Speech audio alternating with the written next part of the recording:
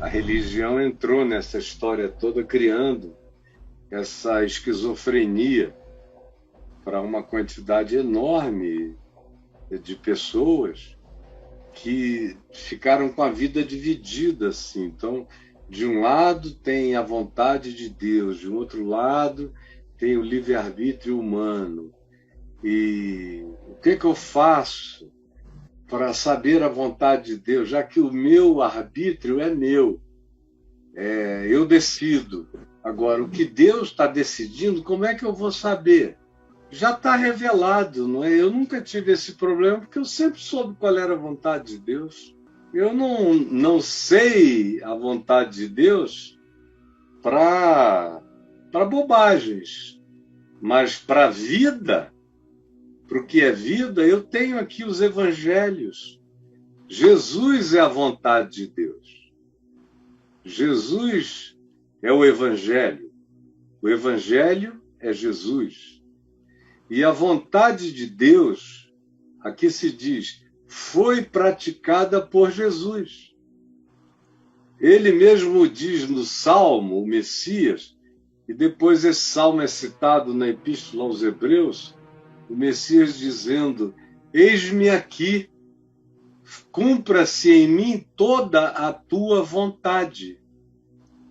Então, quem olha para Jesus, vê um ser humano vivendo a absoluta vontade de Deus. Aí você diz, mas não tem aspectos particularizados dessa vontade para Jesus? Claro que sim. Ninguém é como Jesus. Ninguém veio para salvar a humanidade, para perdoar os pecados de todos, para vencer a morte pela ressurreição, para se assentar acima de todas as coisas por causa da sua obediência. Foi exaltado e colocado acima de todo principado, potestade e poder. Não, mas ele me ensinou como é viver. Agora mesmo, eu acabei de ensinar como é a vontade de Deus. Sede simples como as pombas, prudentes como as serpentes. Eles vão perseguir vocês, não tenham medo. É por meio de lobos que vocês vão mesmo. Não fiquem assustados. Essa é a vontade de Deus. A verdade sempre vence. O que eles estão fazendo ocultamente, mentindo, enganando, fazendo fake tudo, um dia vai ser tudo isso jogado na cara dos seus produtores. Não tomem o lado errado, vocês já sabem qual é o lado certo. Entrem pela porta estreita, andem no caminho estreito. A porta estreita é o Evangelho. O caminho estreito é o Evangelho. Ele é estreito não porque é apertado. E a porta é estreita não porque seja apertada. Ela é estreita porque só cabe você. O caminho é estreito porque só cabe você. Eu não posso levar mobílias desse mundo, mobílias e mobílias, adereços, aparatos. Tudo isso que a gente tem é só olhar para a história. Olha lá as pirâmides. Não passou para o outro lado. Está aqui, há 4.000 anos ou mais. Olhem para os grandes monumentos e mausoléus. Não passaram para outra dimensão, estão aí. Não cabe a vaidade no caminho estreito, aquela vaidade que sai babando e quase que se masturbando, dizendo, oh, gostoso que sou eu, aleluia. Isso aí não passa. No caminho estreito passa você. Passa você com a sua identidade, passa você com o seu gênero, passa você com a sua sinceridade, passa você com o seu amor, passa você com a sua decisão de perdoar, passa você andando na sua humildade, passa você andando com o coração feliz pela alegria dos outros, passa você condoído e solidário com a tristeza, com a perda de tantos, passa você cheio de compaixão com aquilo que os seres humanos deveriam essencialmente ter e não têm. Passa você assim, passa você Cristo, passa você dizendo sim, sim, não, não. Passa você obedecendo o que Jesus mandou, com a prudência também de quem não joga pérolas aos porcos, nem dá aos cães o que é santo. Passa você sem hipocrisia, sem religião de palco, para outros verem. Passa você orando no seu quarto. Passa você sem informar a mão direita o que a esquerda fez e vice-versa. Passa você com um coração que não se jacta, que não é arrogante. Passa você com a paciência de quem dá tempo aos que não alcançaram ainda o seu entendimento. Passa você conforme Jesus ensinou em todas as coisas que ensinou. O Evangelho é a vontade de Deus para o homem. Como eu acabei de ensinar aqui, uma porção clara. Agora eu espero que você tenha o livre-arbítrio de escolher a vontade de Deus que já está revelada. Eu não vivo perguntando, eu estou há praticamente 50 anos aqui pregando o Evangelho e eu nunca tive dúvidas sobre nenhuma vontade de Deus. Eu não preciso perguntar, Senhor, tu queres que eu faça esse aborto? Eu não, eu sei que eu não sou um ser que veio ao mundo como ente abortivo. Eu sou um ser acolhedor, eu sou um ente adotivo, não abortivo. Nunca tive essa dúvida para mim. Nunca tive dúvidas sobre se era lícito ou não era lícito possuir a mulher do meu próximo ou enganar a minha esposa. Quando eu fiz isso, eu fiz sabendo que eu estava pecando. Eu fiz dando prioridade ao capricho das minhas paixões carnais. Mas não era por ignorância, eu sabia, sempre soube, sempre saberei que a verdade é o prêmio maior que um ser humano pode carregar na vida e no coração. E que a lealdade tem que ser o cinto que mantém a minha roupa forte em mim, a minha armadura firme em mim, e esse cinto é o da verdade no íntimo. Eu sempre soube. Então, eu não entendo a tua dúvida. Sabe por que gente como você fica na dúvida? É por causa da cultura pentecostal. Por causa da cultura pentecostal. Você vê raramente uma pessoa que foi criada numa igreja histórica ficar com essa dúvida, a menos que ele tenha sido tão doutrinado sobre soberania de Deus e livre-arbítrio humano como coisas antitéticas, antagônicas, que ele se sinta assim, ou se tiverem ensinado a ele que a soberania de Deus é uma ênfase dos reformados, vamos supor, presbiterianos, e o livre-arbítrio é uma ênfase das igrejas anabatistas ou batistas, ou das igrejas de decisão local. Se você foi confundido pela religião, esse é um problema. Ou se você cresceu num ambiente pentecostal, onde a vontade de Deus nunca é ensinada nesse livro, quase nunca. No passado ainda havia alguns que ensinavam. Hoje em dia é uma historinha que se ensina a historinha, dizem quem tiver fé nessa história vai ganhar as mesmas coisas, é o baú da felicidade, é um papatudo de crentes. Aí a palavra de Deus vem através da profetisa, do profeta. É capaz de vir uma palavra de Deus que seja contra o que Jesus ensinou. E aí, se você disser que vai ficar com o que o Evangelho ensinou, como eu já ouvi, tem gente que diz, infelizmente, você ainda está apenas na revelação das Escrituras. Eu já passei disso. Hoje em dia, o Espírito Santo me diz até a hora em que eu faço cocô. Você pode estar rindo disso, mas eu assisti isso. E tive logo a bênção de começar a assistir isso com menos de 1 ano de fé. Eu me lembro que eu fui organizar um evento para os jovens que estavam se convertendo com a gente lá em Manaus, na rua, na praça, nas escolas, na televisão, no rádio. Eu me converti, comecei a pregar imediatamente. Centenas e centenas e milhares começaram a vir. Então, eu fui preparar um retiro num lugar onde tinha só a floresta, mas não tinha nada construído.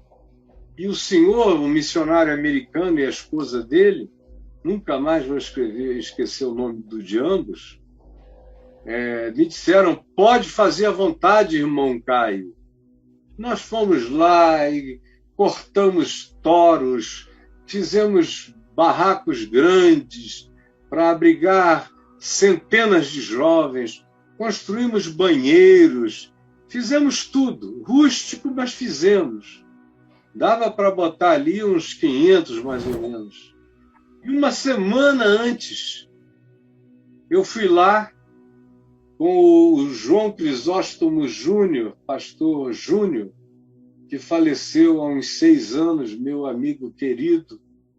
Nos convertemos quase que no mesmo tempo, e eu um pouquinho antes, e ele se tornou meu grande companheiro durante uns 2 ou 3 anos de trabalho lá. E fomos nós dois juntos.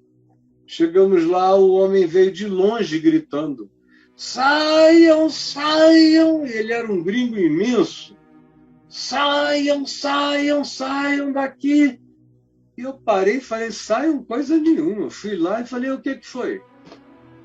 E eu ainda era assim, aquele tipo que achava aquilo um absurdo, né?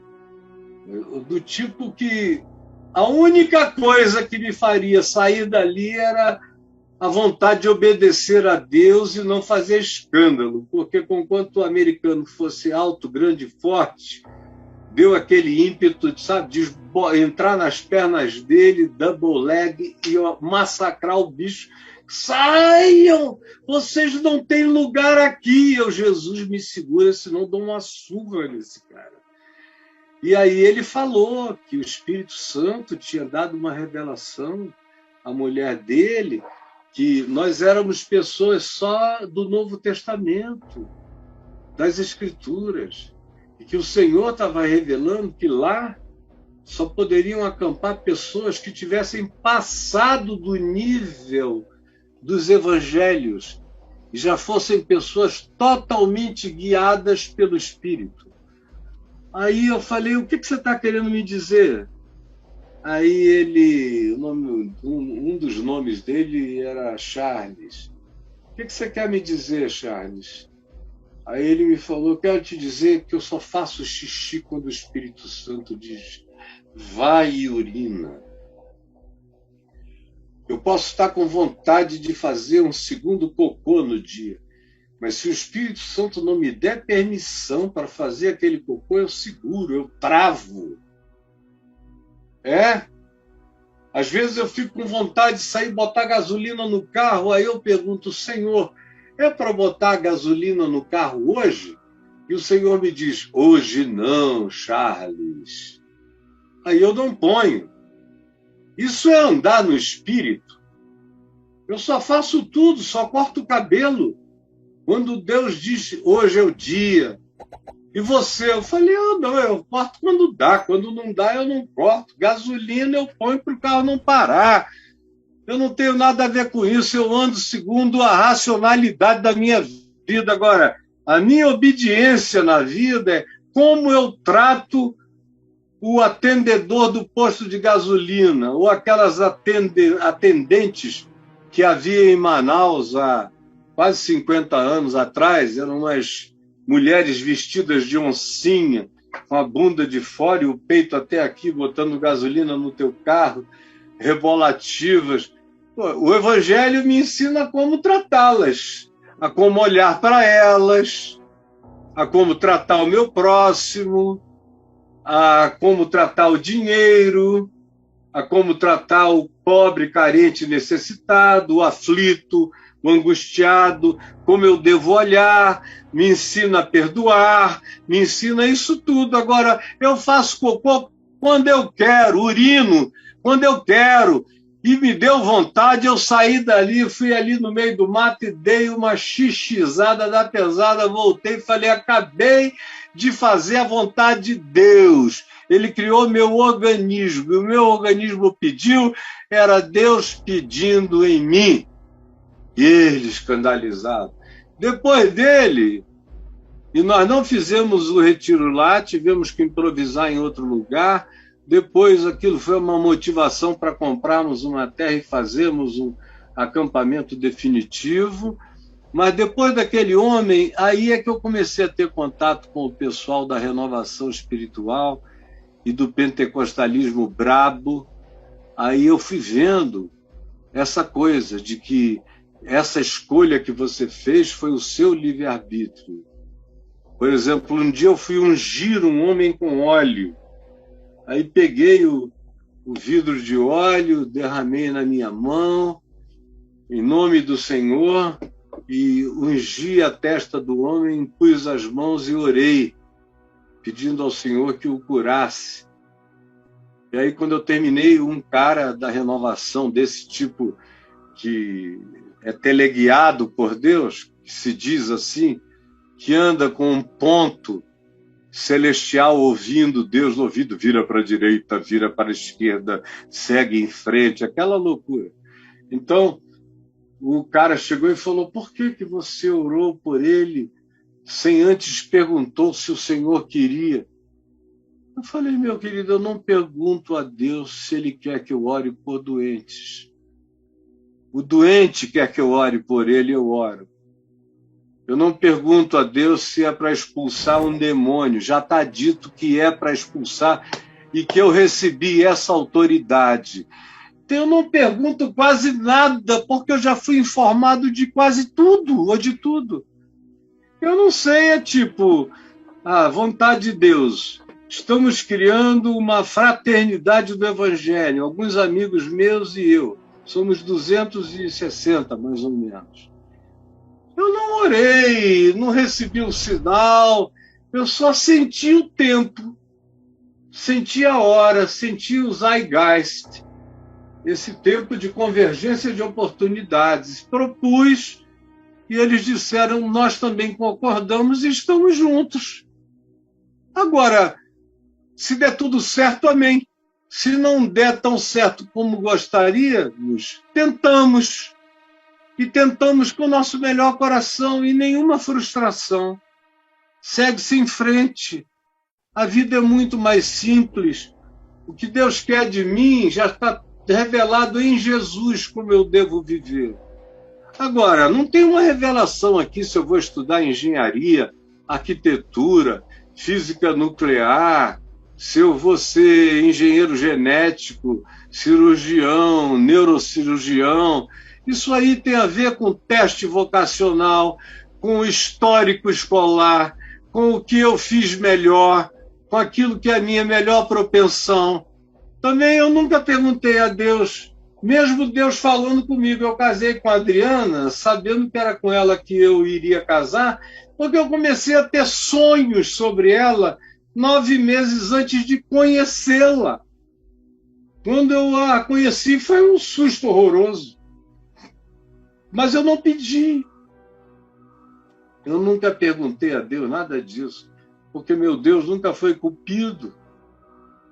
Então eu sempre escolhi, segundo o prazer dos meus olhos, segundo a alegria do meu coração e segundo a nossa compatibilidade mental e a nossa afinidade espiritual, e em todos os demais níveis da vida, para a gente não andar num jugo desigual. Eu via se a mulher tinha a compreensão que eu carregava, as disposições espirituais que me habitavam.